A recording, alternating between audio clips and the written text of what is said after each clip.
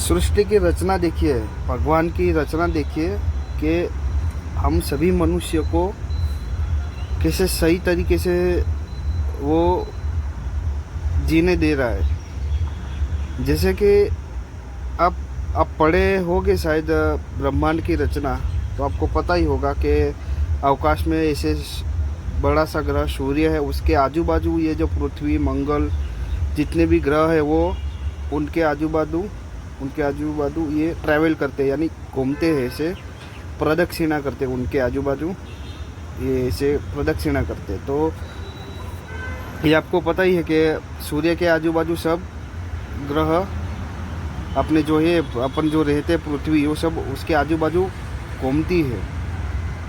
तो ये हुआ अपना सूर्यमंडल का, सूर्य जो सौर रचना है ना, उनका मैंने आपको ये पूरा इमेज बताया। तो अभी मैं मेन चीज़ क्या बोल रहा हूँ कि भगवान की रचना देखिए,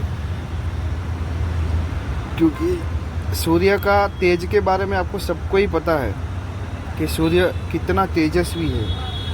उसके सूर्य जब निकलता है, ठीक है, सुबह, अभी तो मैं शाम के टाइम ही वीडियो बना रहा हूँ, इसलिए मेरे से सुबह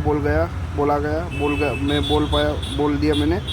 पर जब आप सूर्य के सामने किसी की औकात भी नहीं है कि ज़्यादा से ज़्यादा उनके सामने कोई 2 या 3 मिनट तक उसके सामने एक बिना आँख पलकाए देख सके, अंधा हो जाएगा आदमी। देखना, ऐसा ट्राई भी मत करना, वरना ये भैया वीडियो बना रहे थे, ऐसे बोले थे, उसने चैलेंज दिया था। मैं भैया चैलेंज नहीं बता रहा हूँ, खाली सूर्य जी की, भगवान सूर्य की, उनकी एक तेजस्विता बता रहा हूँ कि कितने तेजस्वी है वो।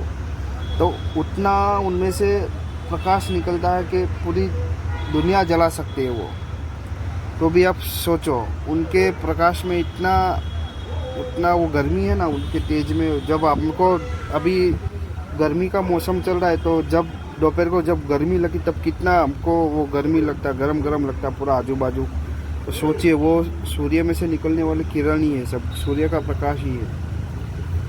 तो यही चीज़ मैं बोलना चाहूँ, क्योंकि ये गर्मी भी अपने बॉडी को ज़रूरी है, अपने बॉडी को भी गर्मी एक्सपीरियंस लेना बहुत ज़रूरी है अपने शरीर में, क्योंकि ये सब से ही अपना बॉडी का टेम्परेचर सब मेंटेन रहता है।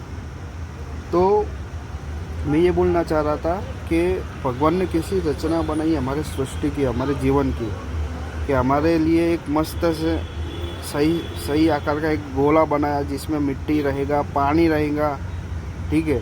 तो पानी यानी समुंदर रहेगा, तो समुंदर की लहरों से समुंदर में तेज़ी से तूफान आएगा, और उसी तूफान की वजह से बादल बनेंगे।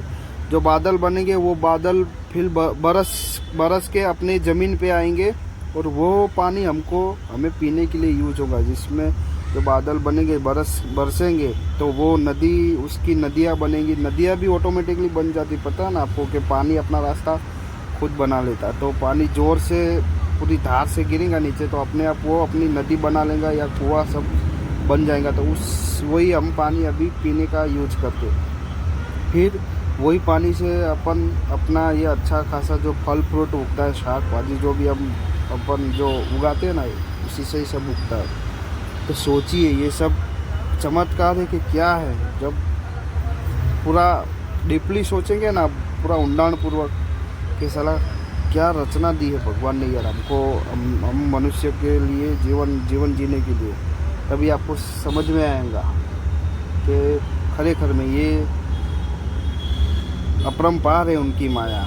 उनको जानना भी अपने वश में नहीं है। वो कौन कर रहा है, कहाँ पे है, वो भी हमारे पास आज तक कोई सबूत नहीं है, कोई सुराग नहीं है। और दूसरी ये मैं बोलना था, और ये तो मैंने पानी बादल वाला सब बता दिया। अभी दूसरी बात क्या है कि सूर्य की जो किरणें अपने पृथ्वी पे पड़ती है ना, तो वो किरणें कॉन्स्टेंटली पृथ्वी पर ही आ जाए, तो पूरी पृथ्वी, जितने भी पृथ्वी में पेड़ पौधे जो भी हम सब है ना, सब जल के राख हो जाएगी। पूरी पृथ्वी जल के कोयला होके राख हो जाएगी। तो वो ना हो, वो ना हो पाए, इसीलिए पृथ्वी में एक ओजोन वायु, ओजोन स्तर बोला जाता है। यानी पृथ्वी की जो भी किरणें आती है ना, तो उसको ऐसे रिफ्लेक्ट कर देता है। रिफ्लेक्ट का तो पता ही होगा, पारदर्शी कर देता है उसको, पारदर्श। यानी उसको जैसे कि अभी ये जैसे गेंद आती है, एक बॉल जो हम क्रिकेट खेलते हैं ना, तो वो बॉल आप ऐसे मारेंगे ज़मीन पे तो वो ऐसे नीचे ज़मीन को छू के वापस आ जाएगा, तो उसको रिफ्लेक्ट हुआ बोलते हैं। उसको क्या बोलते हैं? रिफ्लेक्ट हुआ। यानी वो ज़मीन पे ऐसे पड़ा नहीं रहा, वो वापस उछला अपने तरफ आया। तो इसी तरह सूर्य की किरणें ऐसा ही होता है, वो पृथ्वी पे आती है और वापस ऐसे उछल जाती है, वापस वो चली जाती है। वरना कॉन्स्टेंटली यानी लगातार वो अपने पृथ्वी पर पड़ती रहती है ना, तो पूरा आज तक पूरा पृथ्वी जल जाता है। ये मैं नहीं बोल रहा हूँ, ये साइंस बोल रहा है, साइंस कहते हैं। तो साइंस कहता है कि सूर्य की किरणें रिफ्लेक्ट होती है अपने यहाँ, तो किसकी वजह से? तो वो है ओजोन वायु। तो वायु यानी एक हवा है, श्वास है, जो हम श्वास लेते हैं ना, वही है। तो यही सब कर रहा। तो ये वायु किसने यहाँ पे रखा है, किसने बनाया है, किसने भेजा हमारे लिए?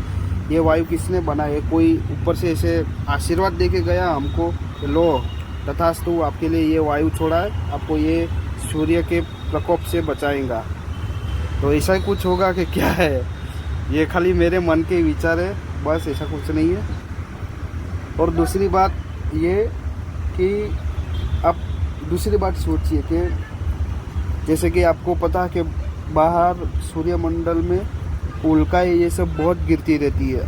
आप जैसे कि जो स्पेस यात्री है ना, उनके मैंने एक वीडियो देखा था एस्ट्रोनॉट का, जो अवकाश यात्री होती है, तो उन्होंने बोला कि हम जब स्पेस लगेगा तब अचानक हमारे सामने से कोई बड़ी सी पत्थर आ जाता है और अचानक स्पेस शटल से टकरा जाता है। ये सब अपने को बचाना पड़ता है। ये सब उन्हें, जैसे अपन गाड़ी चलाते हैं रोड पे, तो अचानक कोई रोड पे सामने आ जाए तो क्या होगा? हमारा एक्सीडेंट हो जाएंगे ना। तो ऐसे ही अवकाश में ऐसा ही होता है।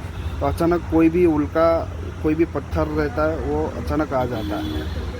तो यही मैं बोलना इसका मेन चीज पॉइंट में क्या बोलना चाह रहा हूँ कि ये शायद पृथ्वी पर भी आ सकता, तो वो पृथ्वी पर भी नहीं आ सकता, क्योंकि ग्रेविटेशनल फोर्स, आप सोचो, पृथ्वी के ऊपर की साइड, यानी हम जो रह रहे ज़मीन में, वहाँ नहीं, उसके बाहर यानी अवकाश में ऐसा ग्रेविटेशनल फोर्स नेचर ने फिट किया हुआ है ना, कि कोई भी चीज़ उसको इसे उसके पास नहीं आ सकती। उसके पास आएंगी तो रिफ्लेक्ट हो जाएंगी। यानी जैसे चुंबक को, जैसे आपने एक चुंबक होता है, उसके दो टुकड़े करके, उसके आप कहीं ऐसे टुकड़े अलग अलग भाग करके वो आप वैसे उसको चिपकाने जाओगे तो नहीं चिपकेगा, वो एक दूसरे को धक्का मारेगा, देखा होगा आपने। यानी उसके सेम पोल्स, यानी एस दोनों, नॉर्थ और साउथ पोल दोनों होते हैं ना चुंबक के, उत्तर ध्रुव और दक्षिण ध्रुव, ऐसे चुंबक ये होते हैं। तो उत्तर और उत्तर दोनों को साथ में आप वो चिपकाओगे तो नहीं चिपकेगा, उत्तर और दक्षिण दोनों चिपक जाएंगे। अभी आपको ये उत्तर दक्षिण भी नहीं पता है, साउथ और नॉर्थ पोल, तो फिर आपको इसके रिलेटेड यूट्यूब पे सर्च करना पड़ेगा वीडियो कि ये सब क्या होता है। तो यही मैं बोलना चाह रहा हूँ कि उल्काएँ भी बहुत गिरती है। उल्का यानी पत्थर बड़े बड़े, जो बुर्ज खलीफा जैसे बिल्डिंग है ना, ऐसे 50-100 बिल्डिंग हो जाए, इतने बड़े बड़े हमारे पृथ्वी के आजू बाजू पत्थर घूमते तैरते रहते, तो उसको भी अपने पृथ्वी में वो अंदर भी नहीं आ सकता, क्योंकि उसको भी रिफ्लेक्ट हो जाता है। तो यही एक मैं बोला हूँ, यही एक ऊर्जा है, ये ग्रेविटेशनल फोर्स की एक ऊर्जा है। तो ये सब कौन दे रहा है, कौन हमारा ऐसा बचाव कर रहा है, सोचो आप। और पृथ्वी से हमको बाहर जाना हो तो फोर्सली जाना पड़ता है हमें, यानी फोर्स करके। जैसे कि आपको पता होगा कि एस्ट्रोनॉट जब अवकाश यात्री जब अपना यान लेके अवकाश में जाते हैं ना, तो एक बीच में एक एरिया आता है, वहाँ पे उनको ज़्यादा फोर्स लगाना पड़ता है, तभी जाके वो बाहर अपने अवकाश पृथ्वी के बाहर चले जा सकते हैं। तो अपन इंसान तो बोलते हैं ना कि मनुष्य तू बड़ा महान है, तू तो चाहे नदियों के मुख को भी मोड़ दे, तू तो चाहे पर्वत पहाड़ों को भी तोड़ दे। ये आपने गाना सुना होगा। तो अपने इंसान तो कुछ भी कर सकते, पर मैं यही बोलना चाह रहा हूँ कि अपने